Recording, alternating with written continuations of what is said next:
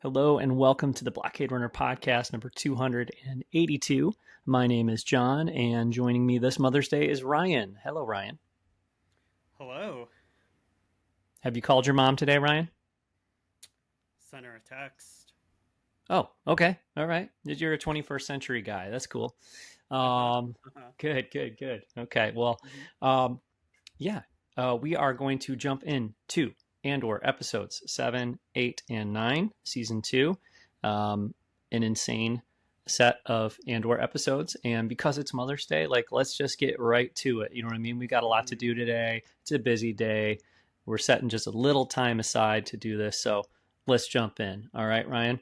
Um, Mm-hmm. Episode 7, 8, and 9 are insane, amazing, incredible. Do you agree? For the most part, yes. Oh, I think these are some of the highest highs of the show and any Star Wars show. Um, but there are a few things that I didn't quite love in these episodes. okay. But All right. overall, phenomenal. Yeah. Well, I'm curious. I'm interested to find out, where your issues are, and let's dig in. We'll start with we've been going through kind of arc by arc, and I guess we'll sort of do that here too. But this is really like I feel like these three episodes more than any this season are like a little movie, and it's all about Ghorman, right? I mean, it's like Ghorman is really the focus. Um, but it opens up with some great stuff on Yavin and kind of closes with some good stuff on Yavin. So I don't know. I think maybe let's talk about that Yavin stuff kind of in episode 7, and then maybe get into the good Ghorman, the meat and potatoes of the Ghorman storyline. Then we'll kind of come back and talk about the ending on Yavin at the end of the episode, if that works for you. Cool. Sounds good. All right. Yeah. So episode 7 is called Messenger. And like I said, it opens up basically with Will returning the to Yavin. And now this is what BBY2, right? We're like 2 years before. If I have my math right, I think it was 432 now. Um, so yeah, this is BBY2 roughly, and Will is returning to Yavin, and it looks considerably different than it did 2 years previous in the first kind of arc of Andor.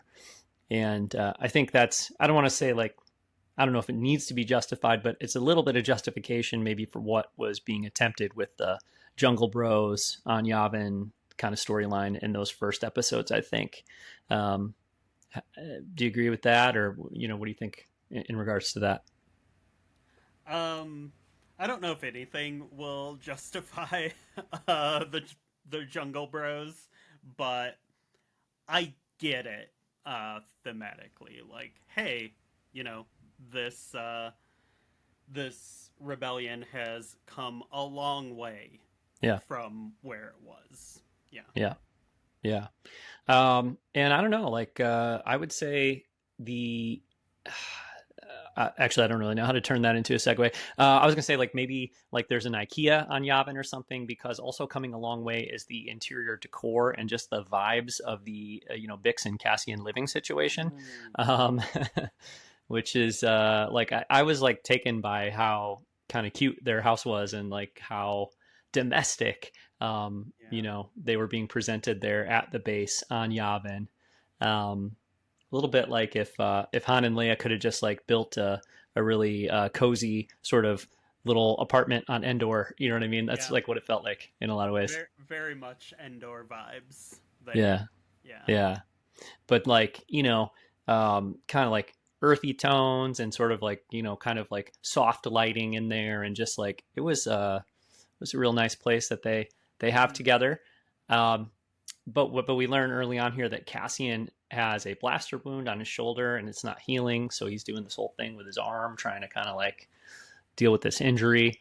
And then Will shows up, and you see a little tension between Cassian and Will, because it seems like Will is maybe like more loyal to Luthen, and Cassian is really kind of back to sort of questioning Luthen and not necessarily trusting that Luthen's decisions are the best kind of decisions, I guess you'd say. So he's just really kind of like hounding Will, like, where have you been? What were you doing? Where have you been? You know? Mm-hmm. And Will's not super forthcoming about that initially. And it kind of feels like Cassian is like all in on the Yavin Rebel Alliance, like kind of thing, versus Will, who's sort of more with Luthen and wanting to kind of continue the work they're doing. Um, so, yeah. Will points out that there's new faces every day at Yavin. Maybe like, should we trust these people? Um, and yeah, Cassian's like, well, like going it alone doesn't cut it anymore. Like if we're gonna fight, like if we're gonna win, we need to be like we need to be organized here. So that's part of where that tension comes from, I guess, because I don't know. I'm not sure what Luthen's deal is, but he doesn't seem to be super connected to the Yavin thing. I mean, I know he is, but he doesn't like he's not there. He seems maybe hesitant to kind of let go of the kind of like one man show that he's been operating. Mm-hmm. Yeah, and something about like this section just reminds me of a thing I really like about this show is how, you know, with these time jumps, there's so much stuff that is left unexplained. Like we don't really know why Luthen isn't like around or what he's been up to. We don't know how Cassian got that blaster wound, and you know all of that stuff. And I want to talk about this again once we get like further into the story, but it's just it's really compelling, and I really like this idea of, um, you know, just kind of like following the same story, but just coming in at different points and like accepting the fact that there's just some stuff we don't know. And there's, and this show's really good about, well, for one, not doing like flashbacks and stuff, which are pretty hit or miss in Star Wars TV, in my opinion. And two, there's no like ridiculous exposition either of like, okay, we're not going to tell you something, but also don't worry, a character will explain it so you don't feel like you're missing anything. And you know, they could undo all this and like have, you know, a comic series or a book series that fills in every single gap, which, you know, not out of the realm of possibility, but I really love that feeling, especially because this is a show with a, you know, we know how it ends. We know how Cassian's story ends, but like there's still manages to be so much mystery. And that's just like incredible writing. Yeah, I agree. I agree. The one scene that does have that exposition kind of heavy exposition feeling or whatever is the hey, I'm Bal Organa. Nice to see you again, Senator Mon Yes. Mothma. Like when they have, Well, but which there's we called out on yeah, on the last episode, and then we were like, well, he better show up again, or else this is going to be so dumb that that was yeah, in there. And sure enough, he shows up again in these episodes and plays a really important role. So I get, you know, there might have been a nicer way they could have done that, no, it's yeah, but it's fine. it's what it is. It has what had to be done, and I think it was Mm-hmm. good to have that scene because, like you said, now he plays such a critical role in this arc that it's important to have him there.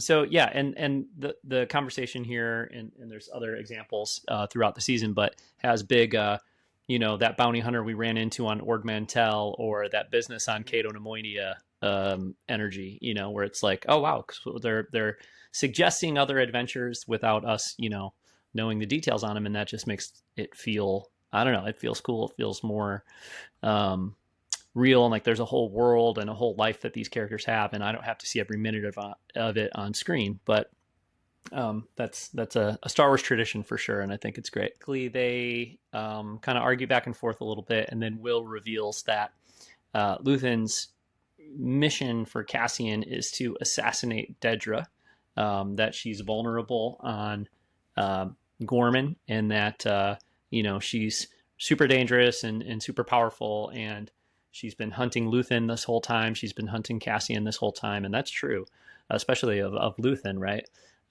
So offers Cassian that mission to sort of assassinate uh, Dedra, and Cassian is, pretty pissed off because it's like, I don't want to do what Luthen wants me to do, I think is his sort of attitude. Will says, you act like Luthen is the enemy. And Cassian's like, that would be easier.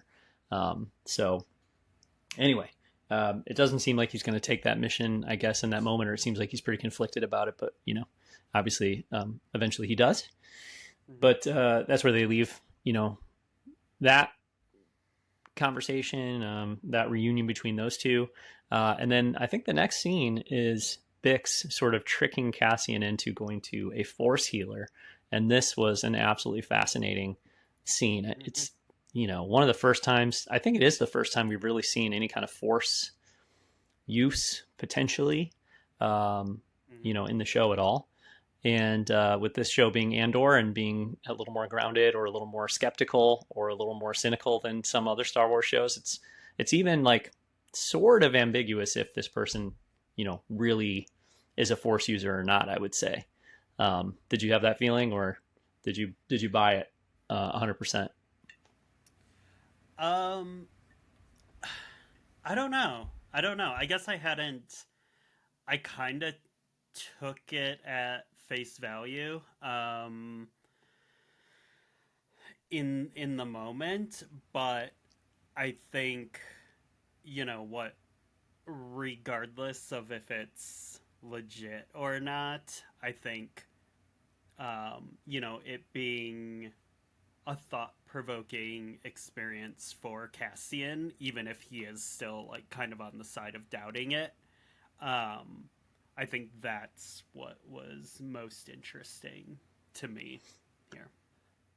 Yeah, I mean, that's why I ask, because it's like, I feel like in Star Wars, sometimes people have the Force and then they, use the Force to pull a key through the jail cell bars and open the door up, or they move, rocks with their mind or whatever. And it's like, okay, well, obviously they have the Force, they're using it. Like, he just pulled that X-Wing up out of the swamp. You know what I mean? He has the Force.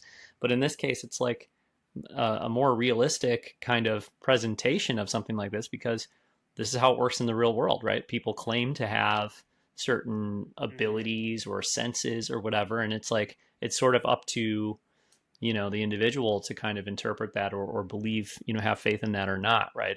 Whether they buy it or they don't. And so it just seems like the way to present the Force in a show like this one is that it's like, more realistic, more grounded, and if you're somebody who, like, I felt like, yes, she is the real deal. She has some kind of connection to the Force that other people don't. I don't know that she used to be a Jedi or anything, and whatever. But I think her connection to the Force is legitimate. Like, that's my interpretation of it. But I think it's like I said, very much the right call for a show like this one to sort of leave that open to interpretation, because that's what Cassian has to do. That's what Bix has to do, right? They have to sort of choose to believe or not to believe without any real kind of evidence there. So, but yeah, like what she says to Cassian is really, I think, powerful, super, super interesting. She says, thank you for that feeling of clarity, all that you've been gathering, the strength of spirit. Surely you must feel it. She just, and actually, Bix is trying to get Cassian to go over there and talk to her, and she's talking to other people, and like when he gets near, she just senses that he's nearby, and goes over to him, which is interesting too, because it's almost like, I feel like that makes Cassian almost more skeptical, like more like, is this a trick? Like, this is some kind of elaborate scam. But of course I didn't interpret it that way. But yeah, and she calls him a messenger, and the name of the episode is Messenger. So just powerful stuff. It's like, you are this person who has, and this will become an important idea later on in the arc, the 3-episode arc. You're this important person.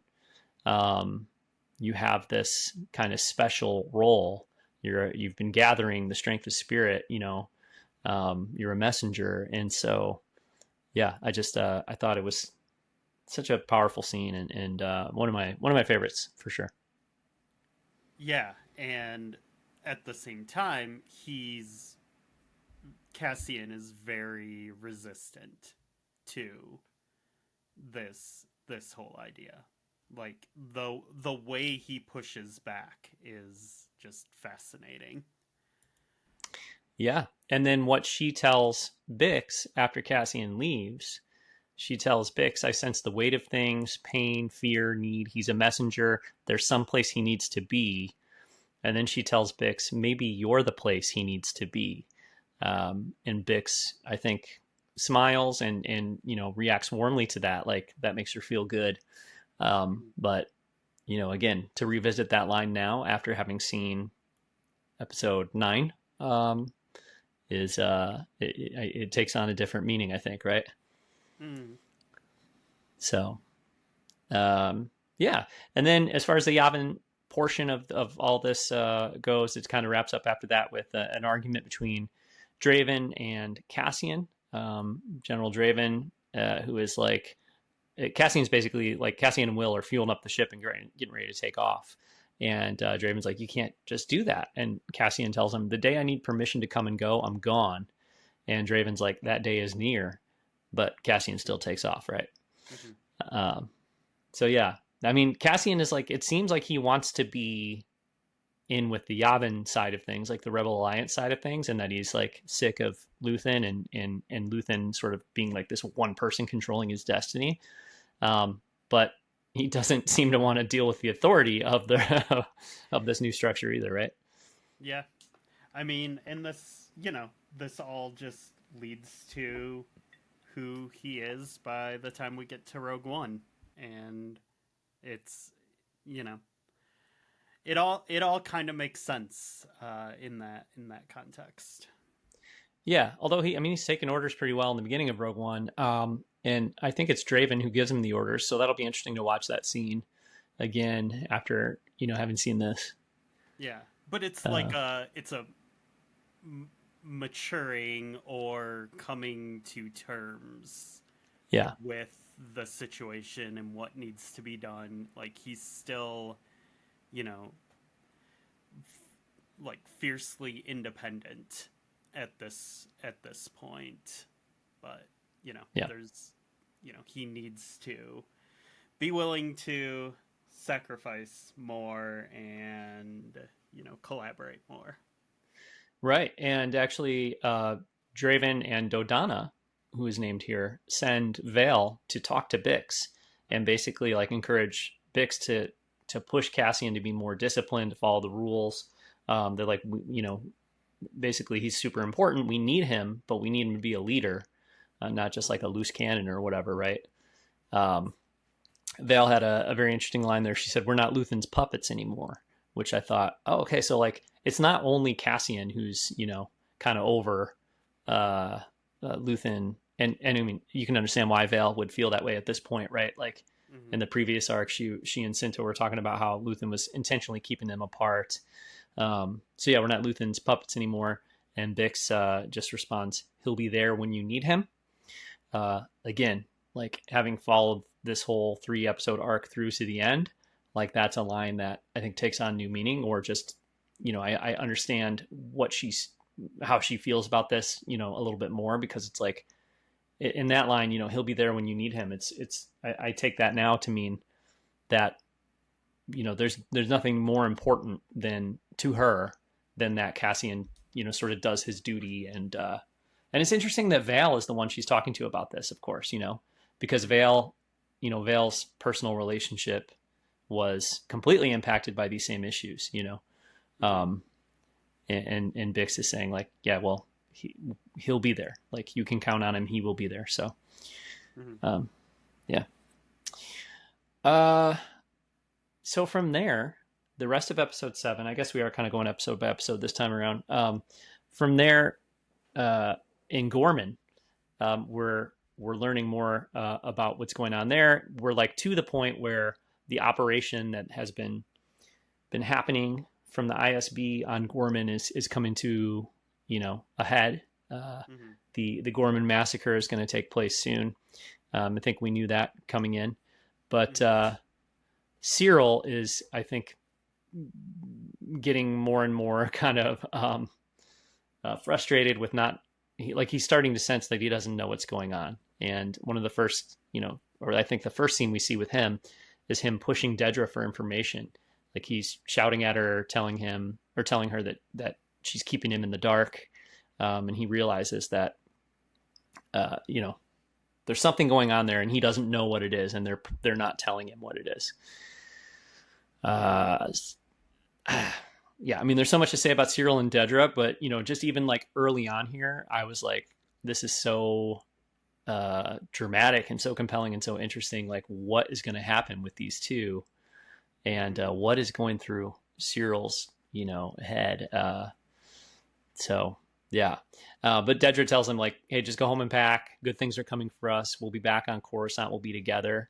But she says something about their accomplishment there or whatever, and he's like, what have we accomplished? He has no idea. Like he doesn't know what's coming. And obviously, like that was, I would say, um, a mistake, a miscalculation on the part of Dedra. It turns out to be right, because certainly it seemed like her belief, definitely the ISB's belief, but her belief too is I can, use Cyril to do what it is like we need him to do, and keep him in the dark and not tell him what's going on, and I'll be able to control that. But obviously, like she is losing control of that at this point. Mm-hmm.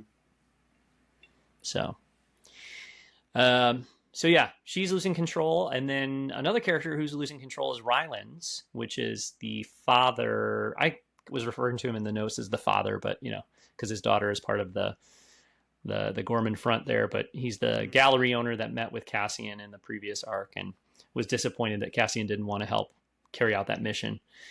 Um, anyway, he is pleading. He's frantic at this point and is pleading with the rest of that group. I think they're called the Ghorman Front. That's what I keep referring to them as. But he's pleading with them like, we've got to stop this. We're playing into the Empire's hands. We've got to stop it. Mm-hmm. Uh, and he has no control over that group anymore, because they have no intention of. He says peaceful resistance is what they need to do. Peaceful resistance. And his daughter, I think, is the one who says to him, like, well, so do we just pretend, like we just let them do what they want and pretend it's okay? And he's like, he says peaceful resistance is not pretending. It's the only thing that carries any dignity. And argues that they're playing into the Empire's hands. But yeah, Mm-hmm. it falls on deaf ears. Mm-hmm. Yep, she's just Rosalina here is just really um, all up in my business Oh, today. Yeah, so good. yeah. She's all up in my business. Yeah, but anyway, um, Cyril even tries to kind of, and I thought this was interesting. He's like, I needed to see you, or something like that. It mirrors the way he talked to Dedra in the past. So for a minute there, I Mm-hmm. was like feeling like it was hinting at like perhaps he's got feelings for the daughter. Perhaps there's some kind of relationship between them. I don't think it goes anywhere as far as that's concerned, and I don't think there's any reason to think that now. But did you like pick up on anything like that in that line? No, I mean that's who he is as a character. Like he is, you know, he's such an interesting character because he is like very emotional, and even though like he often comes across as like cold or aloof, but he's like very emotional, and he gets very fixated on things, and as whether it be Andor or this stuff going on with the ISB and the Resistance, like he's generally right, but he's such like an awkward individual that people just like don't take him seriously, or kind of brush off his concerns until it's too late, it seems. But he also just approaches situations in very strange ways. So I don't know what to think of what he says to her because he tells her, "We can stop this before it goes too far." You know, he tells her that, and he says, "My people are convinced you're being coordinated by outside agitators. If I could give them something, if we could lay this off on outsiders." Then she slaps him in the face and walks away. Um, so I guess like the conclusion I make there is that he's manipulating, he's lying, he doesn't care about them or whatever. Or at least that's how she interprets it. She's like Mm. she doesn't believe him, obviously. But I'm like, when he says we can stop this before it goes too far, I'm like, I don't know, because he's lived there for a couple years now. He knows these people, but then again, he's loyal to the ISB and to the Empire, and he knows what they're up to. I'm just, it's really, but he doesn't want, like we see, he does not want like death and destruction to come to Ghorman. Mm-hmm. That's not his mission or his goal, right? So yeah, I don't know. What do you think, Ryan? Like when he says stop, we can stop this before it goes too far. What's he doing in this scene with this daughter? Like what's he trying to accomplish? I think he's just like the dad, he's just understanding the scope of things and the trajectory of it all and how it's like heading to like this very bad place, and it's all just gone too far. Like he thought he was able to control this in the same way that uh Ryland's what thought that he could, build this movement and resist the right way, and then there's just too many combustible elements that are just causing things to head in this really tragic direction, and people can see that, but it's too late. Like you can't stop what you started. And so I think like this is like a very desperate idea from Cyril, like, oh, we'll blame it on outside agitators. Um, and he doesn't have like a plan on how he would actually do that. He's just like throwing this idea out there, Hmm. and I think because it's like so undercooked, and also um the the daughter has like invested so much into it, like she's like no, like Yeah. that's Yeah. why I think it's like so offensive Yeah. that for him to just be like, I'll come up with another plan, but we got to stop this right now. Hmm. And she's like devoted her entire life to this. So like obviously that's not going to take. Well, and from her perspective too, I'm sure like, okay, so you work for the Empire and you're saying, hey, don't make sure you don't do any like don't actually take action against the Empire. So like, Mhm. yeah. Yeah. But mirroring that to a certain extent too, and more surprisingly, is like that's followed up, I think, by a conversation between Partagaz and Dedra, where he's telling her basically we need to invoke martial law. And she's like saying, well, I don't know how people are going to react to that and the rumors and everything. And he's like, we need what's in the ground. And when we're done, there won't be much left to call home. And I thought this line was so savage. He's like, Mhm. it's bad luck, Gorman.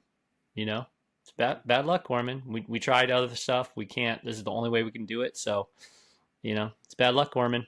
Like it was crazy, or it is crazy that he's like that. But also crazy is like, from what we've known of Dedra in the past, we would kind of expect her to also be like, yeah, bad luck, Gorman. Like we're gonna Mhm. kill you. Like, and she seems pretty. I think she seems pretty shook up by this. Again, like this is another person, like everything has just gone too far and Mm-hmm. no one can stop what's happening, and there are like and everyone is starting to realize it, and some people are okay with it, and this is what they've expected and wanted the whole time, and other people are starting to realize the scope, and people like Dedra and Cyril, who are not good people, but they're they are, I guess, more human in some ways. Um, Maybe not enough to like fully put themselves on the line to stop this. Like they're not going to go that far. But they're like, is there any other way we could do this? Are there any other alternatives? Because this is about to be real bad. But it's too far gone. There are no other alternatives at this point. Yeah, and so Cyril strikes me as a someone who really believes in institutions. You know what I mean? Like he believes in institutions and order and you know that kind of thing, and wants to devote himself to that. So like whether it's um, the Morlana One security thing or whatever, the corpo that that he institution that he worked for, like whether it's that or now the Empire and the ISB, like he believes in these institutions, and that's what's like I think one thing that sets him so off kilter in these episodes is that it's like he's now seeing that maybe they weren't worth believing in. But I bring that up because Dedra, until these episodes, pretty much. I mean, obviously we see her as a partner to Cyril in season 2 at times, like having dinner with Edie and Karn and whatever. So, but like for the most part, she's someone who was perfect. Like she seemed to enjoy torturing Bix. She seemed to enjoy what she was doing on Ferrix. I didn't. She didn't seem so. Yeah. So I guess I'm just more surprised by her being shook up about what's going on here.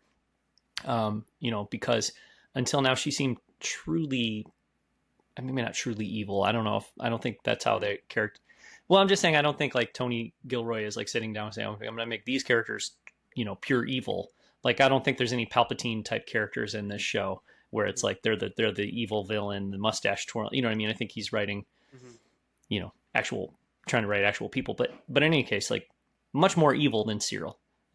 Which is not to say that Cyril's a good person, but like she seemed to be vindictive and like to enjoy punishing people and stuff like that, whereas like Cyril I feel like he's arrogant and he's like maybe a narcissist and I don't know, but he believes in what he believes in and he's willing to do pretty bad things as a result. But coming into this season, coming into this arc, I definitely kind of expected Cyril was going to end up not okay with what was going on, especially with him being on the ground and living there on Ghorman. But I didn't expect it from her, and I think we are seeing it. Even this early in the arc, I think we're seeing her pretty shook up. Like she doesn't really want to go through with this, and there's other moments throughout the 2 episodes where it's clear she doesn't want to do it. So yeah, it's just I guess that's surprising to me. Yeah, and I think the change here is not necessarily like who she is as a person, because she still wants power and the rank and all of that, and she wants to do the bidding of the ISB, and she wants control and all of that. I don't think any of that has changed. I think what's changed for her here is just the scope of it, because she knows that this is going to harm, kill so many people. And I think that's what's kind of coming into play versus like when she's torturing one person or, that sort of thing. Yeah. And like Cyril, I guess you could convince yourself, well, I'm torturing this person for the good of the Empire or whatever, But when the Empire is very really clearly like, we're going to just, commit genocide on Ghorman, Mm-hmm. because we can, maybe that's a little tougher pill to swallow. Though she gives Krennic advice on how to do that a few years earlier, so I don't know. But yeah. Anyway, as this season or this episode wraps up, the Ghorman senator, I think his last name is Oren, speaks to Mon Mothma in the Senate halls and thanks her for her courage, tells her to protect herself. Clearly, kind of seems to feel like bad things are on the horizon for Ghorman, and he may not have a lot of time left, right? So, Mm-hmm. yeah. Anyway, so that's episode 7, The Messenger. The next episode 8, is called Who Are You? A very powerful title by the time Brutal, we get to the end of it. brutal. Yeah, yeah, yeah. Um, oh man, but it's such a great title Mm-hmm. in reference to Cyril and what we've been talking about. Well, we'll get to it. Mm-hmm. Um, but yeah, this is the Ghorman massacre episode. We knew it was coming. Um, Part of me thought it might even be more than one episode, but really it takes place in this one episode. Um, so yeah, it all takes place on the plaza. Cassian is there in a hotel room. He's set up to assassinate Dedra from that hotel balcony. Um, the Ghorman front believes the Empire is opening up the plaza, but Cassian realizes, because he's up on that balcony, he says they're building a shell around the plaza. They're building a fortress. And so yeah, like it's pretty clear that they're putting their plan into motion. Um, Dedra actually has a conversation with Partagaz, where she's kind of criticizing what the Empire is doing.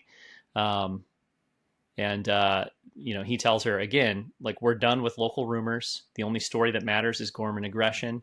We need what's in the ground. The Empire has been patient enough. Our struggles with Ghorman have been well documented at this point.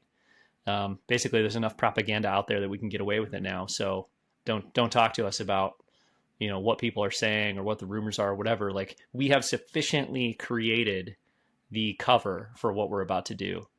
Mm-hmm.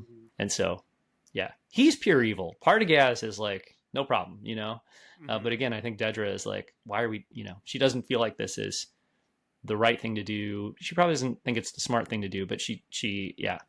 Um, Again, I think it's great because it makes her really compelling and really interesting, but I am surprised that she is putting up a fight at all about what they're doing. Mm-hmm. Um, I watched the second time I watched this episode, I had subtitles on, and there's some really good stuff. Like the TV news reporters, I was paying closer attention to the kinds of things they were saying, and they're reporting on this to the galaxy, right? Like one little clip I pulled out was the reporter saying that the people on Ghorman were demonstrating inexplicable resistance to imperial norms. Right. Um,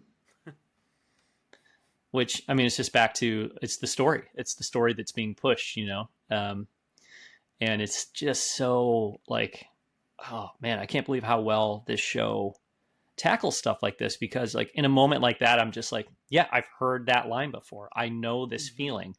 I know this feeling of watching the media, TV news, whatever, kind of regurgitate the talking points of controlling institutions or aggressive, or like the aggressor in a situation like this. So it's like Mm-hmm. it is a major deja vu, I feel like.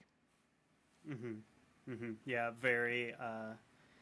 And yet she persisted vibes. Very. The terrorist attacks continue Yeah, vibes. yeah, Yeah, all this stuff that we've heard so many times. yeah.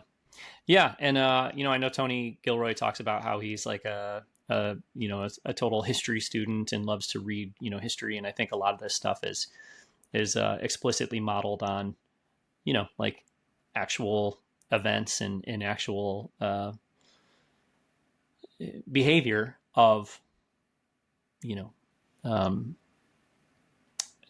authoritarians and fascists and colonizing forces or whatever throughout world history. So Mm-hmm. yeah, it's but they do such a good job in the show of really reflecting or shining a light on that stuff. But if you're paying close attention, so yeah, it's excellent. Yeah. I think the other extremely Tony Gilroy touch in this episode is the part where Cassian is getting set up for the assassination, and he's just like calmly in a hotel room, like assembling the sniper rifle. Like it has a very Bourne uh, vibe to it, Mm, which Tony Gilroy adapted the screenplays of those books. Yeah. for the films. So yeah, it's like, a Bond or Jean Le Carre type scenario, but Yeah. yeah. Ryland's the father in the Ghorman front. He's frantic again in this episode, as the massacre is about to happen any minute now. He's pleading with his daughter, telling her it's a trap, and they're begging us to fight. Um, and he confronts Cyril, and Cyril, he tells Cyril, "You betrayed us." And Cyril says, "I meant you no harm. I was here to trap outside agitators." And Rylands is like, "How can you even say the words? Like, how can you even say that? How can you even say the words?" Um, it's so tragic. And again, like Cyril is so complex because I don't know what to think about, you know, this. I mean, I think I take him at his word, and that, but that can't. But I think Rylands is right though. It's like, how can you possibly say that you didn't mean us any harm? You know, uh, I think Cyril in his head is like in this moment, like I I was being played just like you were being played, but that doesn't mean it's honest to say I didn't mean you any harm, because there's no truth to that. Mm-hmm. Um, yeah. But Rylands tells Cyril that the mining equipment is being delivered all over the planet, and that really shakes Cyril up. Like in that moment, he realizes he had no idea what was happening. He had no idea what he was doing. That Dedra and the ISB were completely using him and lying to him. And that, obviously that information I think is key in setting him on, the path that he's on for the rest of the episode here. Yep.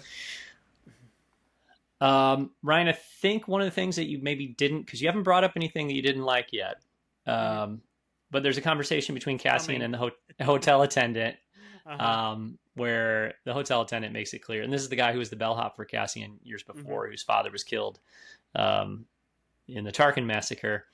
As Cassian is leaving or saying goodbye to him or whatever, the hotel attendant says, "I hope things work out for you." Or Cassian says that to the hotel attendant, "I hope things work out for you." And he responds, "Rebellions are built on hope." Go off, Ryan. So yeah, as I've said a million times on this show before, I do not like it when Star Wars quotes Star Wars.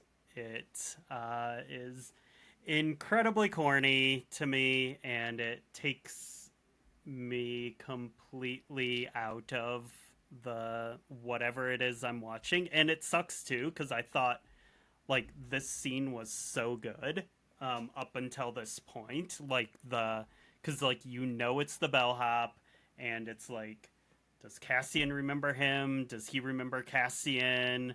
They're kind of like talking in code a little bit, and then you kind of like realize what's happening, and it's so good. It's just like classic like espionage, you know, rebellion, resistance type stuff, and I loved it. And then this line comes in, and it's completely out of the blue, and it's not like, I don't think it like exactly works in the script. It feels very, as most of the time with this kind of stuff, it feels kind of shoehorned in. And even if like, I don't know, even if it was like, okay, no, that's cool that he said it here, or if they set it up really well, it still doesn't make sense, because isn't it Jin who says the line in Rogue One? Cassian says it and Jin says it. They both say it. Oh, I okay. believe Cassian says it to Jin, or Cassian says it first, I think. Okay. Yeah. Which is why, like, I get what you're saying. Like, I like it. I thought it worked. I mean, I've seen people that are, find it very, very powerful, and are really moved by it, which I don't know if I was quite that moved by it, but I thought it was good. I liked it. And, you saying it's like Star Wars quoting Star Wars. I think if it was like, an unrelated character, or if it's like, especially if it's like a different show or something, you know what I mean? Like somebody in The Mandalorian says, "Oh, rebellions are built on hope," and it's like, "Oh, get it, guys? Like that's the line Mm-hmm. from the thing." You know what I mean? Like to Mm-hmm. me, that's not quite what this is, because this is, a character who, in Rogue One, the line that this movie is from, and it's leading right into Rogue One, and it's like, you know, I mean, it's somebody saying, "May the Force be with you" in, Star Wars, and then Luke says it to somebody else or Ray says it in, Force Awakens, whatever. You know what I mean? It's like, it's not a quoting it for quote's sake. I feel like, although, I can't deny that there is a part of it that's like, you know, uh, there is that element to it, but I don't think it's just that. You know what I mean? I think it to me, it does make more sense it's a more natural thing. And I think that maybe even what's oh my gosh, sorry, my cat's standing on the keyboard. These cats they're really something. Uh-huh. But anyway, so I get your point. What do you like to say, Ryan? Your mileage may vary. That's a phrase you use, I think, right? Your mileage may vary. I Um, think it's one of those situations. yeah, I think like I don't know. To me, this is anytime this happens, it's putting more ice into your cocktail. It's diluting like the actual thing that like because I hear this line and I think of Jyn Erso delivering it in that very like impassioned speech. And I need to rewatch Rogue One because I can't actually remember when Cassian says it, but I like I think of Jyn saying it there, and that is incredibly powerful there. And now I feel like when I watch that, it's gonna be like, oh yeah, oh yeah, you're quoting the bellhop at that hotel. Yeah. Like Well, I so don't know. so I would offer, and we should keep going because I don't, we have a little bit of limited time here today. I do, so I want to keep going. But I would just offer that, like, you know, another way to think of it is, Jin is this important figure, Cassian is this important figure in the rebellion, and they in Rogue One are, hero characters, right? Who are given a spotlight in the story. But to think that, like, this guy on the ground who his father was killed by the oppression of the Empire, who he himself in this Ghorman massacre is going to be killed by the oppression of the Empire, who works in a hotel, who is has no special place in anything and will never be recognized, kind of inspired Cassian, who inspired Jin. Like, I think that's what's impactful about it. And I feel like that's, possibly what the intention is of including the line, beyond just like, wouldn't it be cool to have an Easter egg or a wink or a nod to Rogue One? Yeah, and I think in just about any other franchise, I would agree with that. But Uh-huh. Star Wars is just so nasty about doing this stuff so much. It's such a cliche, Okay. and it just comes across so bad. Like the franchise has ruined itself with Easter eggs like this that you can't do a good one All right. as of Okay. right now. All right. All right. All right. Fair enough. Fair enough. So I think from there we get into the incredibly intense, Gorman massacre itself. Like, things start popping off. The crowd, there's a striking crowd. They're calling for a general strike, as they put it, which again, the very real world language, which I appreciate.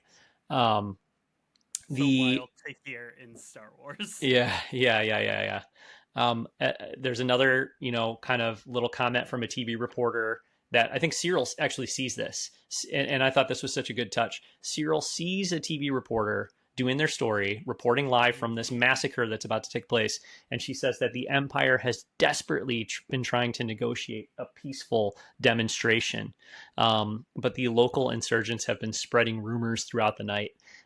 He's watching that in disbelief.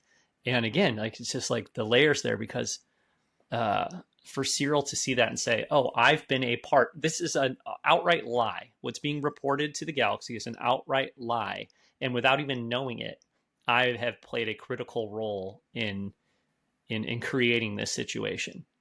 Um, Hmm. Man, so good, so good, and so good that he comes to that realization by seeing the media pushing this, this false narrative, doing the dirty work of imperial forces, right? Hmm. Um, and it pisses him off enough that he pushes his way into the headquarters. He's got to find Dedra. On his way to see her, they stall him in a room full of K2 droids, and the one K2 droid is just looking at him. And I took that, like, that visual language to be like an indication that he realizes, like, the Empire is not what he thought it was, that he is not valued by them, that he's not valuable to them, and end of the day, like, he's just, meat to be pulverized by a K2 droid just like anybody else. Um, Yeah. that's my interpretation. And I mean, I think this also like cooled his engines a bit because he was coming in real hot and I think he realized very quickly that he's not actually safe. Yeah, And this is a it's not an accident that he was put in this room with these droids that we will see very shortly are actually terrifying. yeah. Oh yeah, for sure, for sure. Um, so things continue to ramp up. Cyril does confront Dedra. You said he cooled his jets, but he came in pretty hot when he found Dedra too, because he started choking Mm-hmm. her. Um, and man, it's the little things in this show, but this has been a motif with her like throughout both seasons. She's constantly like pulling at her collar of her neck and like loosening the collar on her neck. And so for him to come in and start like choking her there, I was like, oh my God, this is so intense. It's scary. It's awful. Obviously, domestic abuse, like, it's a thing that, is very serious and very scary, and unfortunately very common. So there's that element to it. But then just like his anger, he's like, you couldn't even, and I, man, it's so well done too, because as he attacks Dedra, he's like, they're already unloading. You couldn't even wait. You couldn't even wait. He tells her, you tell me it's a rumor and I will throw you out that window. Um, Yeah. but we've seen that Dedra was like, whoa, whoa, whoa, why are they unloading like mining equipment? Like, we have not sufficiently told this story.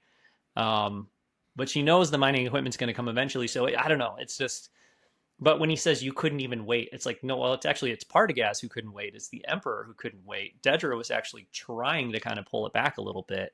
But at the end of the day, she's made her bed, right? Like, she has been crucial in helping this situation, like creating this situation.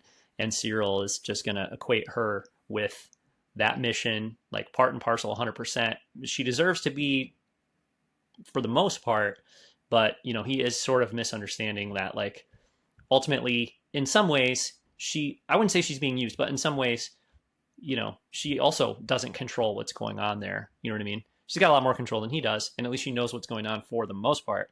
But Mm-hmm. there is an element of, like, as you go up the food chain, right? Like, each person in this empire is being manipulated to a degree.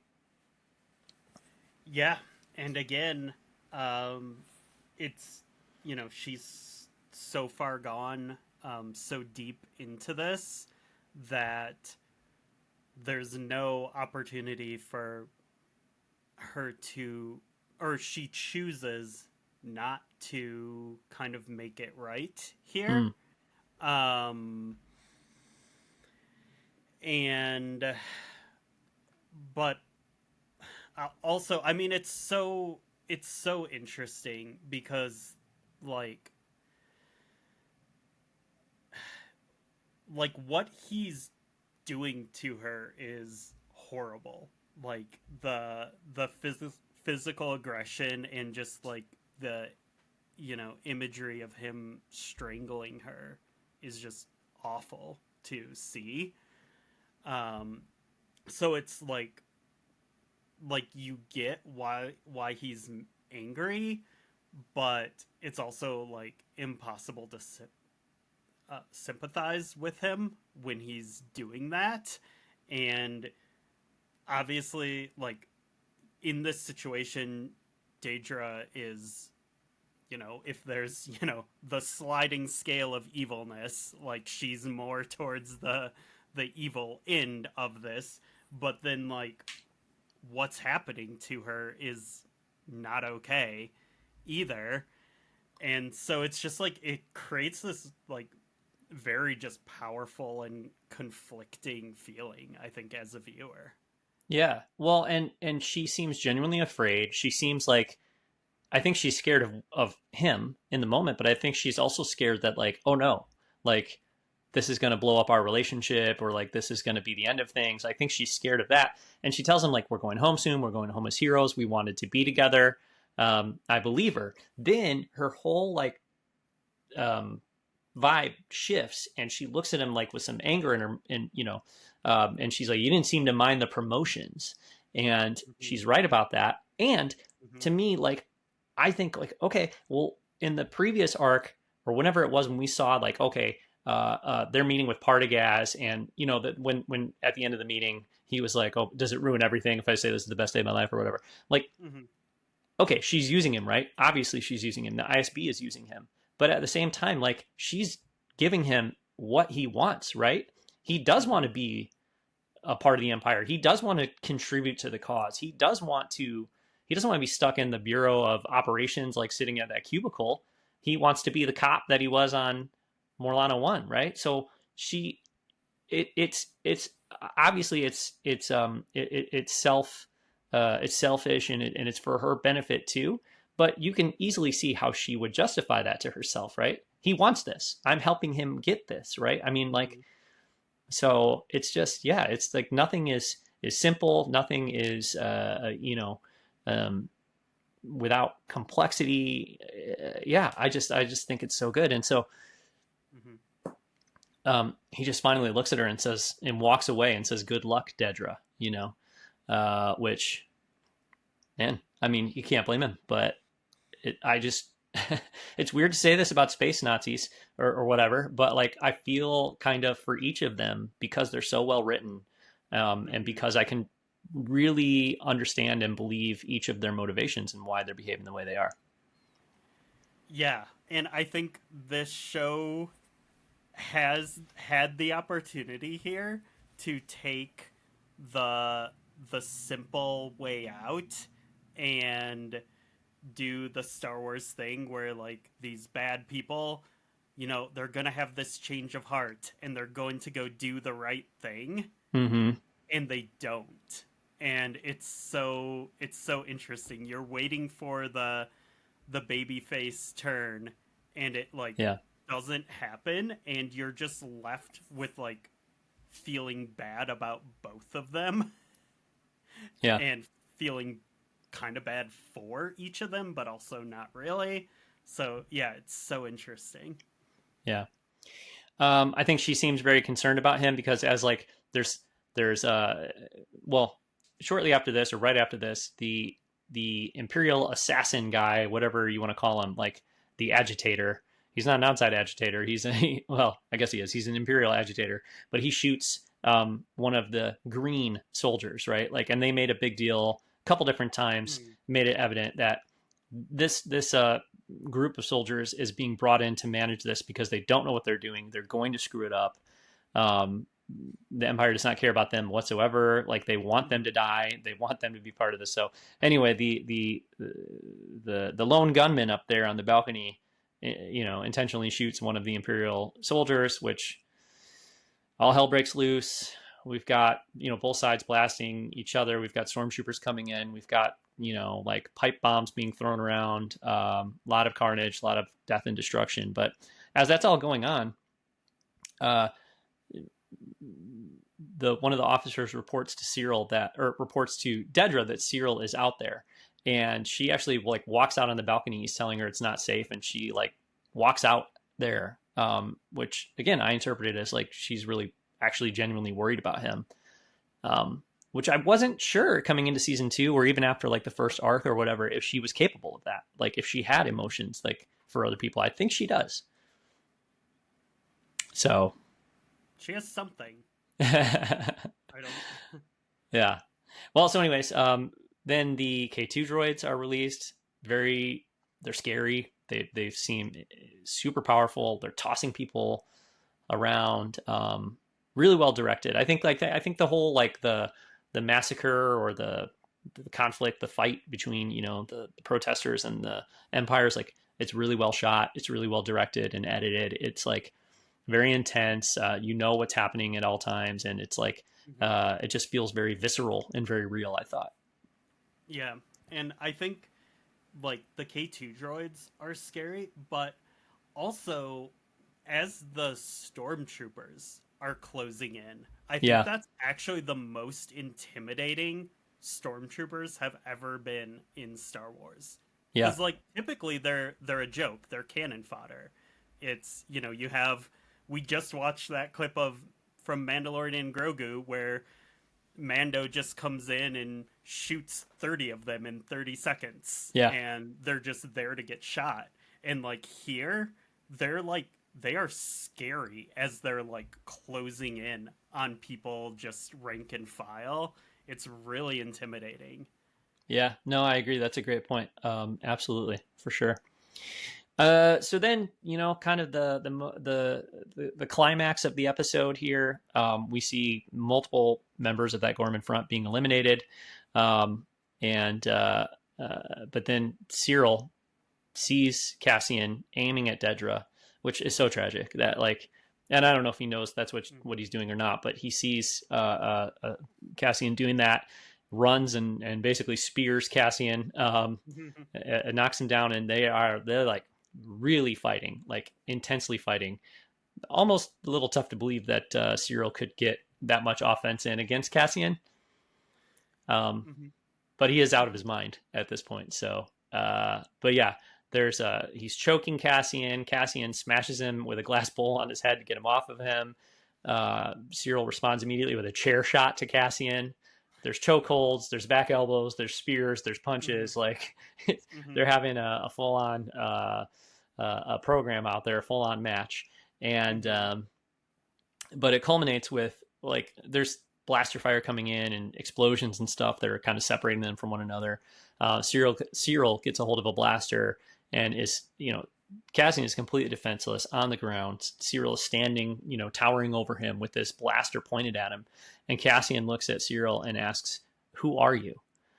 And that's the title of the episode, of course. But Mm-hmm. like it's a question that is hanging over so many of these characters like throughout the episode, and especially for Cyril in this moment. I think like that just like stops him in his tracks because uh he doesn't know who he is, right? I mean, like he's found out in this episode the reason he's so shook is that he does not know who he is, right? And I think for somebody like Cyril who's so devoted to the cause, has such belief in institutions, has such belief in like the system, and being a loyal cog in that machine and rising up through the ranks by being a good little, Morlana cop or ISB mole or whatever it is, like in this episode, his whole worldview has been completely destroyed, right? In my opinion. So for Cassian to look at him and say, "Who are you?" That like stops him in his tracks. Um, yeah, I just thought that line was perfect. Wait, are you thinking of it in terms of Cyril not knowing oneself here? I'm thinking, yeah, I'm thinking it's the question that for many characters, but like I'm just saying, I'm taken back by how shook Cyril is when, like, because he's about to kill Cassian, and the question, "Who are you?" completely like stops what it's a moment of like, uh, it's just a powerful moment to him. It stops him dead in his tracks. But I think that Dedra is asking that same question. I think Cassian is asking that same question. I think everybody, or not everybody, but many characters in this show. Rylance. Oh my God, what were we doing all this time? Like all these characters are now forced to face this question of who are we. But how do you take, or why do you find the line impactful or powerful? So the way I like what you're saying makes sense, and I think for like all of those for all of the characters' arcs, like yes, that is I think part of it. For me, it's this idea that like since the first season, Cyril has been obsessed Mm-hmm. with Cassian and, finding Cassian and bringing Cassian to justice. And then he finally, like, he, this is someone who's been on his mind for years. And then he finally, is in a confrontation with him. And Cassian, like, doesn't even know who this guy is. Yeah, I mean, there's that too. Yeah, although yeah, I mean, because I definitely thought about that, like how obsessed he was with Cassian in season one. Mm-hmm. Um, I don't necessarily get the impression though that over the past few years he's still been, you know, like dead set on finding Cassian Andor anymore. But Mm-hmm. maybe. But even that, I do think that like that really like to me it kind of plays into the same idea though, which is like I devoted myself to finding you. You don't even know who I am, so who am I? Yeah. You know what I mean? Yeah, Mm-hmm. yeah, uh, Yeah. yeah. Good stuff. Double, multiple layers for sure. But and what's really tragic about that is moments later, Rylance blasts him in the head and kills him, which we knew Cyril was going to die, I think, and Mm-hmm. I think without being too crass or whatever, I think like he deserves what happened to him, right? I mean, he's been an awful person, um, but he yeah, just a super interesting and compelling character. So it's like I'm sad to see him go because um, he just like was so interesting and like I would um, love to continue seeing him like in the show. I want the show to continue. I don't want the show to be over. I don't want any of the Yeah. characters to die. I don't want any of this. Uh huh. Yeah. Mm-hmm. So Yeah, and I think it's like it's such uh like pure tragic end.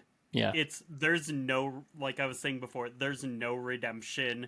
There's no heroic last move. It's just like the most inglorious death. yeah, Like there's he dies not accomplishing anything he wanted to accomplish personally. He just was a cog in a machine. He was manipulated, and then he finally like finds this dude that he was, hunting hmm for forever, that could have changed the trajectory of his life and his career had he caught him earlier. And then dude doesn't even know who he is. He doesn't know who he is. His life sucks and he dies. yeah. Yeah, and I was talking to a friend last night who was saying like who loves the show, but was saying like, okay, well, one disappointment for me is like how anticlimactic his death was.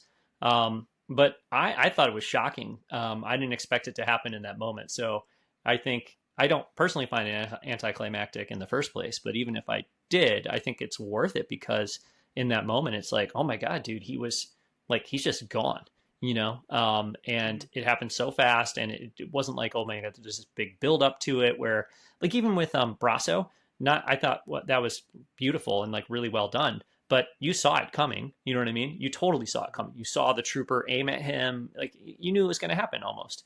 I mean, maybe not in that episode necessarily, but it felt like it was building towards that in the moments leading up to his death. So could he have escaped it? Would that have been plausible? Sure. But when it happened, it was like, okay, well, yeah, this was being built to. Whereas in this moment, obviously I thought Cyril could die in this episode because I thought like practically anybody could die in this episode because it's a massacre, right? But the way it happened was shocking and surprising. I think that made it more impactful to me. Yeah. And I was already expecting a death in this episode because 5 minutes after the episodes dropped on Tuesday, IGN posted on Blue Sky, like, shocking character's death in Andor episode 8 explained, like, whatever bullshit clickbait thing. Yeah. Yeah. And it was like right there. It's like, okay, cool. Thank you for Yeah. that. But you know, whatever, because obviously, like you said, anyone can die. Um, but yeah, I mean, I think like it's kind of the same thing with Cinta's death. Like Yeah. they're not going for the overwrought dramatic deaths in this show. It's like this is a clumsy war that's being fought, and anyone can die at any moment. Yeah. Yeah, for sure. For sure. Okay. So, moving, into the next episode here, like the last few things that happen. Drina is broadcasting over the radio. She's saying the imperial murder of Ghorman has begun. I thought that was really well phrased because that's what they're doing. They are killing this culture, this planet, these people. It's a massacre. It's genocide. But that is intercut with footage of Cassian driving away with tears in his eyes, and then a final shot there of Dedra. Or it's not the final shot. The final shot actually is Edie watching the TV news at home. We'll get to that. But a second to last shot or scene is Dedra crying and shaking in the elevator, which there's no. We talked about that. Me and my buddy Josh talked about this last night too. There's no indication that she has been notified or told that Cyril has died. So I don't think it's about that. I think it's about what she has done, what has happened. And part of that is like she knows she's losing Cyril, I think, as a partner, because of it. But also, I think it's just like a total anxiety attack of like, oh my God, like this is happening, and I did it. Mm-hmm. She loosens the collar again. But yeah, Yeah. it's so, and I was thinking about this too today. I think we'll see her again in the next arc, but if they left it here, I would almost like really respect that choice and feel like, Mm-hmm. damn, yeah, she lost her man. She's responsible for the death of all these people, and what a super ambitious career in fascism gets you is, this is what it will bring you. You know what I mean? Like Mm-hmm. guilt and shame and anxiety and pain and loss, and it's not worth it. You know what I mean? So I could see this being her final scene. It probably isn't, but Mm-hmm. I could go for it if it was. Yeah, it's so interesting how she's not in the next episode at all. Yeah. And so they that like you were saying, like this is a very ambiguous scene. We don't know what she knows besides she's lost a lot, and what's happening is the consequence of her actions. But we don't know anything beyond that. And since she's not in the next episode, the next time we're going to see her is a year later. Yeah. And If we do. I think it's if we do, and I Yeah. think it's very possible that either she's going to maybe she'll still have a face turn. I don't think that's likely. Mm-mm. I think she's probably just going to compartmentalize all this, and it's just going to make her even more cold and more part of the Imperial machine. Um, but yeah, I agree with you. This would be a good ending for her as a character, but I think she is still kind of the last boss, the final antagonist of this show. Mm. So I Sure. think we'll see her fate in the next episodes. Okay. Okay. Yeah. Um, and then the last shot is Edie at home watching the TV news, sobbing, with a couple of friends with her. But the TV broadcast says, "We're sure to learn more in the coming days about what happened here today and the price we'll have to pay for our own safety." I thought that was so insidious. Like, Mm-hmm. again, I've seen this. I've Mm-hmm. experienced this. I know this moment, where something like this is being used to justify bad behavior on the part of a powerful government. And it could not feel more real. It could not feel more straight out of the playbook of, whatever you want to say. I mean, like, powerful governments, whatever. Like, we've seen it. So Yeah.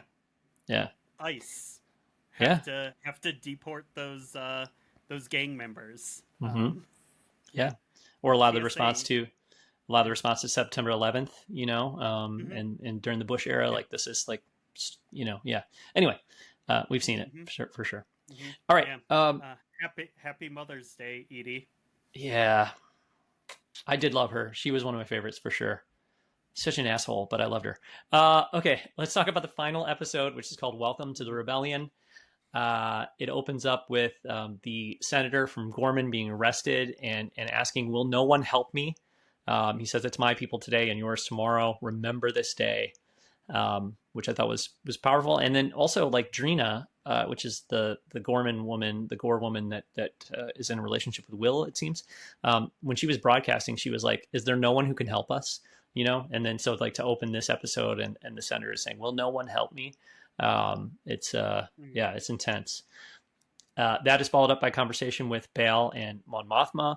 And Mon is like, "We've got to give the speech, and then we've got to get out of here. Like, it's done. Like, we cannot be like, we need to go to Yavin. We need to kick this rebellion off for real." And Bail is sort of like, "Well, like, I can't do it." And she's like, "Well, nothing we will ever do will be as hard as hiding what we've been doing all these years." But his argument is like, it's not that I'm like it's going to be too hard or I don't want to do it, but Yavin's not ready. Like, I still have work that I need to do here. I can't go with you yet. He tells her basically, "I'll see you there in a year." It'll probably be a year before I will go to Yavin. So, I mean, it's. I think like one of the takeaways from the scene for me is just like how passionate she is in this moment. How like seeing this massacre is like the moment where, I mean, obviously she's been working to undermine the Empire or to rebel against the Empire all this time, but like this is like a point of no return for her, obviously, where she can't she cannot continue the lie for even another day. You know what I mean? She's going to go out there and write a resignation letter and put it all on the line. So, um, but I also understand what Bal is saying, and I think like canonically or in terms of the story that's Hmm. already established, like it needs to go this way. But I think it's also Hmm. it's very believable and well done too. Yeah. Um, and then Cassian is going to go under cover as a journalist to help Mon escape because Luthen, knows that there is, what does he say? Bael's team has been compromised Hmm. because the plan is that Bael's people are going to help Mon run from the Senate and go to Yavin. But Luthen reveals that, well, Bael's people have been compromised, which I didn't know what to make of it. When I'm watching it at first, is that true? Have they? For a second, I was like, are they like going to try to do a thing? Wouldn't really make any sense, but are they going to try to do a thing where like Bael is compromised in some way? Um, Hmm. but that you think about it for like 2 seconds, and it's like, well, how could that be? It doesn't make any sense. So this again is one of those moments that is just like pure Tony Gilroy's wheelhouse. Hmm. This like spies and like betrayers and espionage. It's like this whole escort mission is like straight out of Bourne or Bond or Mission Impossible or like any of those kind of stories. And Yeah. it's pretty cool. Well, and the betrayal, kind of idea is strong in this episode too, because Cassian, he's going to do that. He's going to help Mon escape. He also wants to quit. He wants to quit like all of it. He's like, "I'm done after this." And then Mon finds out that Erskine, who was sort of like a what would you call it, like a what's the planet she's from? On Mothma. I can't believe I'm forgetting this Chandrilla. now. Chandrilla, yeah, he's like a Chandrillan refugee almost, that Mon kind of takes in and helps survive that situation or deal with that situation where he's not welcome anywhere and he's kind of like shunned from Chandrilla and all that. But she finds out that he is he's working for Luthen, and that the whole time he's been like reporting on what she's doing and monitoring her and everything. Um, she asks him how long that's been going on. He tells her 2 years, and she's like, "That's obscene," you know. Mm-hmm. Uh, Mm-hmm. so, and she dismisses him. Um, luckily, he's around later on, Yeah. but yeah.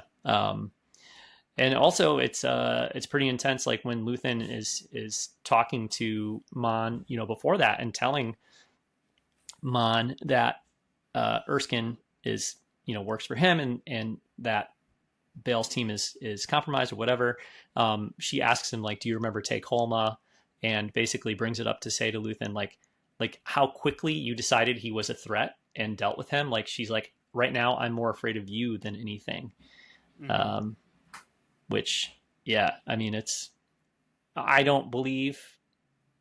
Well, I don't think she needs to be afraid of Luthen, at least at this moment.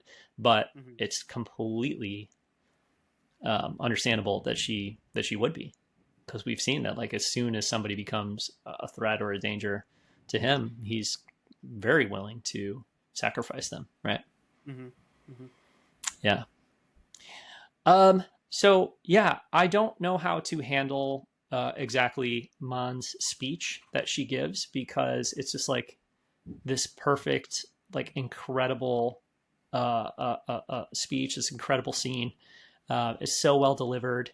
Um, it's such a powerful moment, and like I knew to be expecting big things from it. I knew that there would be a speech, that she would, Mm-hmm. quit and leave. I meant to go back and rewatch some of this stuff from Rebels, like because this is discussed a little bit in Rebels, and like, um, there's been a lot of conversation about, well, how will they do it because of like the Rebels thing, and like where will they bump up against each other and stuff like that. So I meant to go back and watch that. I didn't, but I knew that there would be a speech. I knew that the speech would be intense. I expected it to be awesome, and it is. It's fantastic. Mm-hmm. And what's great about this speech is she's delivering this like super powerful speech that's like, you know, dropping truth bombs. Mm-hmm. It's like all this like very true stuff, and like people in the Senate chambers are like heckling her Yeah. and walking out, and it's like, oh yeah, this is exactly what would happen in our Senate right now. Right. Well, so she's being heckled, all that kind of stuff. They're also frantically trying to cut the feed. They don't want this Mm-hmm. message getting out, which is also fantastic because it demonstrates like how powerful, you know, how threatening that is, how powerful that could be, for this to get out to the galaxy. Um, she says, "I believe we are in crisis," which that line hits pretty hard at the moment. Mm-hmm. She says, "The distance between what is said and what is known to be true has become an abyss." That line hits extremely hard at this moment.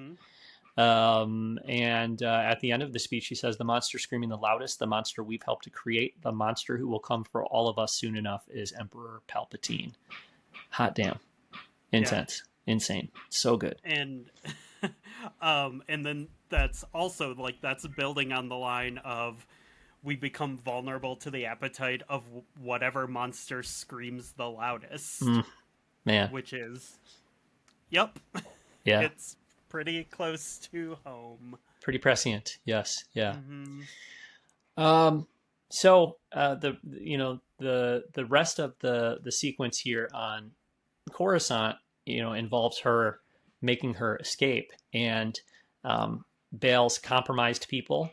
I guess they're not all compromised, but Mm-hmm. one or maybe two, at least maybe it's just the one. But the woman, um, sets her sights on Mon Mothma, and Cassian obviously is, like his task there is to get her out. It's questionable there for a moment, or if she's going to go with him or not, if she's going to believe him or not. But it is so tense. We know Cassian's going to survive. We know Mon Mothma's going to survive, but it's still so tense. Her making her way, out of there, and when they're stopped in the hall by the assassin woman, whatever you want to call her, the compromised member of Bale's team. It is so I don't know, just scary. Like like it just felt so real in that moment.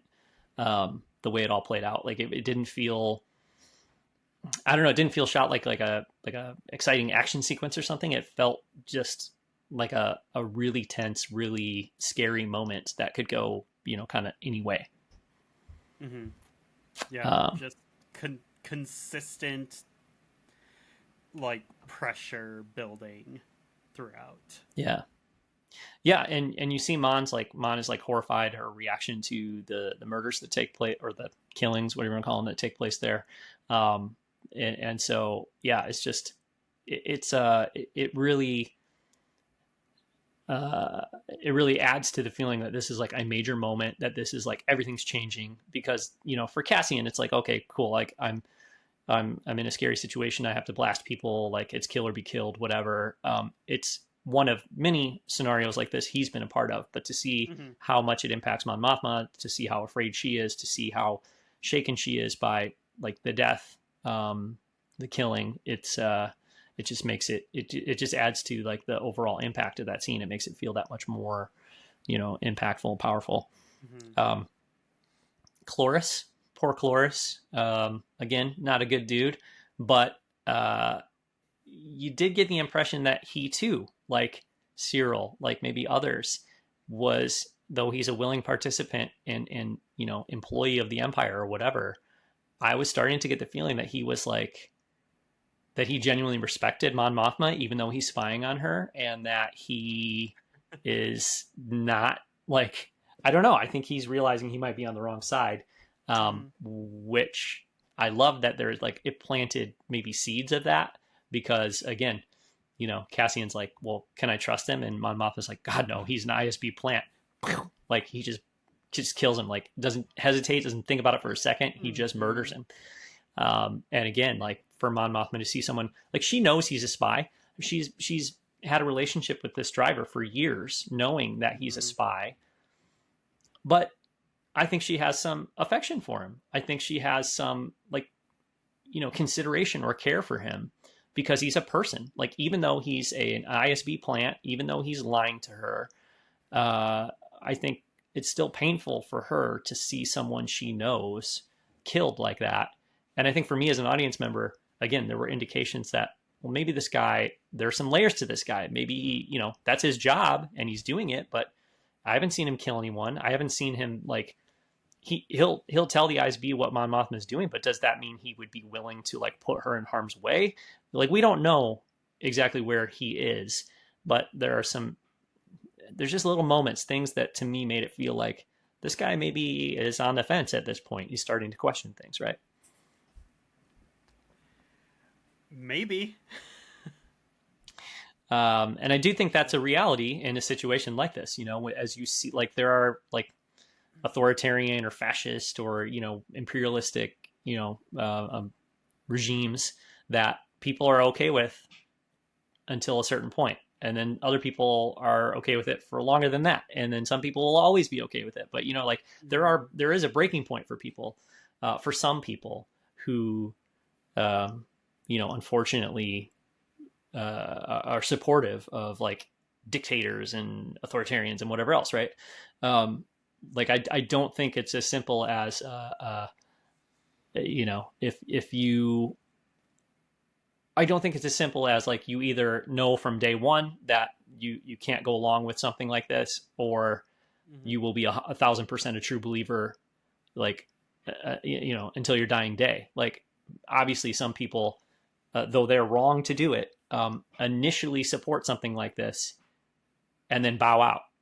And I think we're not getting like a simple story, served up to us of like, oh, well, this guy ended up like, you know, joining the other side or whatever. I think we are seeing that like not everybody who's part of this is, has kind of the same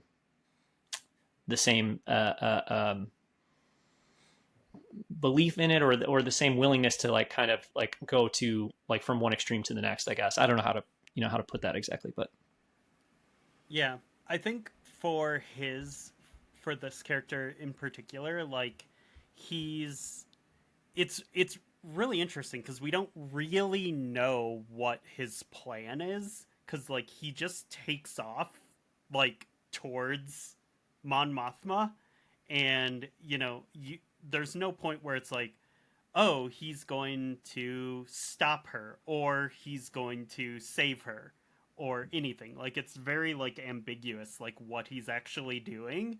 And so it is, I think it is ambiguous whether or not like you know, he's going to do something because he genuinely cares about her, or he's going to, turn her in or Yeah. whatever. And then like I actually love that he Andor just shoots him, and then Hmm.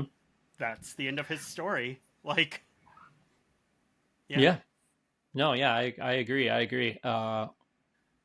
Yeah, it's very effective for sure. But I think it's more effective because there are those little seeds planted of like, what is this guy going to do, or what does this guy feel about what's happening right now? Mm-hmm. You know, like he was listening, and there was at least one moment where they showed him in the speeder, like listening to her speech.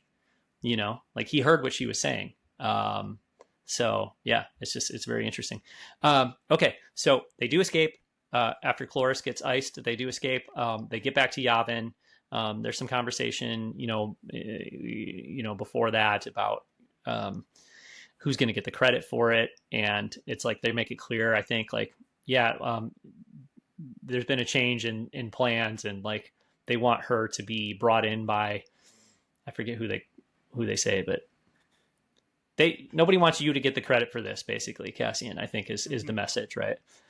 Um, but yeah, they get back, and Cassian tells Bix that he's done, that he wants to leave the next day, that he wants her to come with him, that he can't do it anymore, and it's very very evident by her reaction that she she does not think that's what should happen.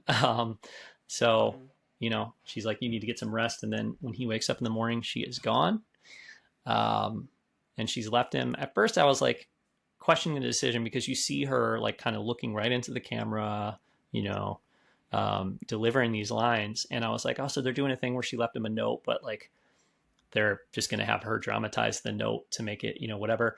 But actually, what she did is like she left him a video, right? Like a video Mm-hmm. message. So it's the message that he's watching, where she is telling him that they'll be together eventually again, but that he can't stop what he's doing, and she can't be the reason he stops what he's doing. So yeah, beautiful scene. Um, Surprising to an extent, although not really after watching her reaction to what he was saying the night before. And as soon as they showed him laying in bed the next morning, I was like, oh yeah, she's gone for sure. Yeah. Okay. So a couple issues I have here. Oh, this is where your Um. other issues are. Okay. So first of all, right before all this, the shot of them taking off from Coruscant and flying away looks like Attack of the Clones CG. Oh, okay. It's really not great. Looking like uncharacteristic for this show. And I think like I feel like there have been some like small dips in quality uh in just like the visuals in some scenes. I feel like a lot of the establishing shots of like buildings and um like in especially in the cities, like kind of didn't they're kind of just like weird and very CG looking. And then I think like this shot where the speeder is flying away, I think just looked really really uncharacteristically bad. But Okay. not the end of the world. Like whatever. It is just like, oh, you were so close to being the perfect looking Star Wars show, but not this time. Maybe something else will get there. But yeah, and then I've when after all this was done, and with Bix's message and everything, for me, that was the perfect point to end this Oh, series of episodes on. yeah. And I was like, oof. Like it was such a big like exhale. It was thematically so appropriate with, all this talk we've had about characters, accomplishing what they wanted, but like losing so much along the way, or not accomplishing what they wanted, but like losing what was most important to them, losing their like human connection, like all of it. And it would have been like such a perfect, like, parallel to Daedra's story. And it was so good. And I was like, damn, that was some good ass Star Wars. And I felt so good about it. And then there's like this epilogue scene that I don't think is great. And it like kind of killed the end of, these 3 episodes for me. Yeah, I hear you there. So the epilogue scene, of course, is K2 being like, turned back on after he's been reprogrammed. I think the scene is good. I like the scene, but I agree with you that it felt strange. And even like Cassian's like, it's like so emotional. He's out there on the tarmac, like looking around, and then somebody's like, Mm-hmm. "Hey, they want you in here, the droid." It's like that doesn't seem very important in that moment. You know what I mean? Why was that? Like, Yeah. it's not a big. Mm-hmm. But I do also understand the idea that like, okay, when we pick up, a year later in episode 10, it's gonna be Cassian and K2 together, and like they want us to see, they don't want to go from like just like he was a smashed up dude, to now they're friends. So but it probably could have been rearranged. I don't know how. Like, maybe just add a day or something. You know what I mean? Like when he first gets back with Mon Mothma, then they turn the droid on, and then he talks to Bix, and then.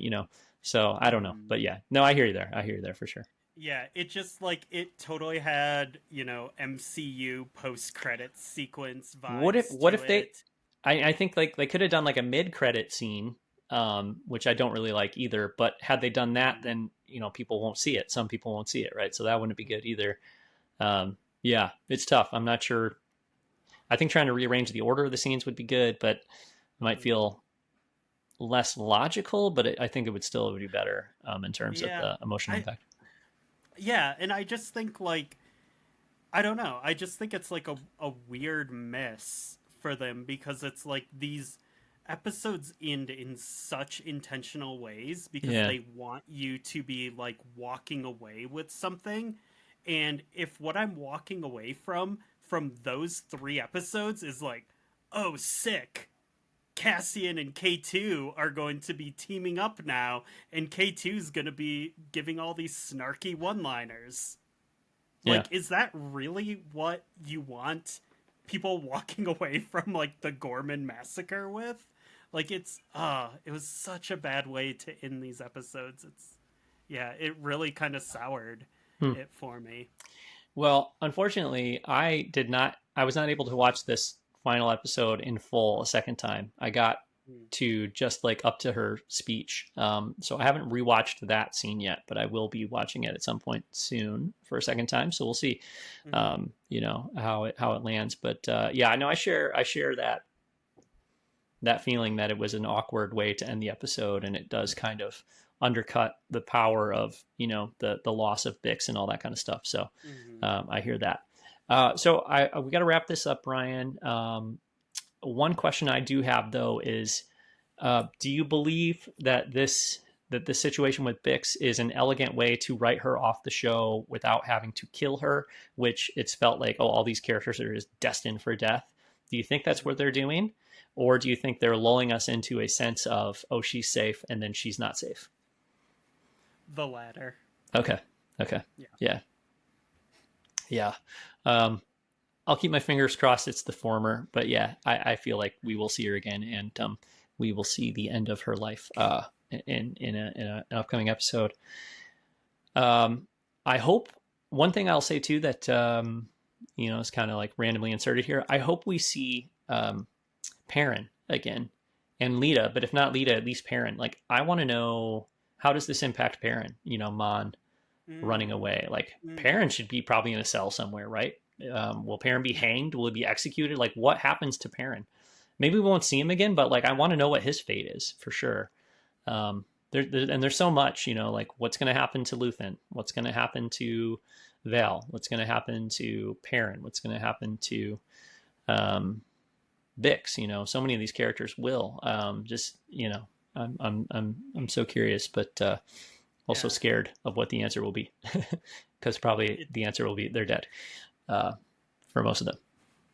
yeah, it's kind of funny because like I don't even feel like Andor needs to be Cassian needs to be in these next 3 episodes. I Yeah. feel like we've already pretty much got his story up to Rogue One, and I mean, there's like still a little ways to go before he becomes that guy, but really, like, there's a lot of threads hanging, Mm-hmm. which is Mm-hmm. not something I expected. You know, thinking about this show as holistically, but it is wild that it all in a few days it's all going to be over. Yeah. Yeah, for sure.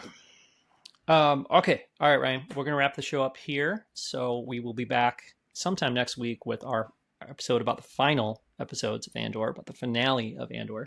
Until then, you can find our previous shows, posts, videos, etc. at blockaderunnerpodcast.com. If you want to share your thoughts on Andor, you can email us, blockaderunnerpodcast@gmail.com, or you can follow the show on Blue Sky. Ryan, where can listeners follow you? Standard issue computing and yeah, mostly there on Blue Sky. Yep. All right. Cool. Sounds good. All right. Well, thanks very much for listening, and we'll be back next week with one final episode about Andor.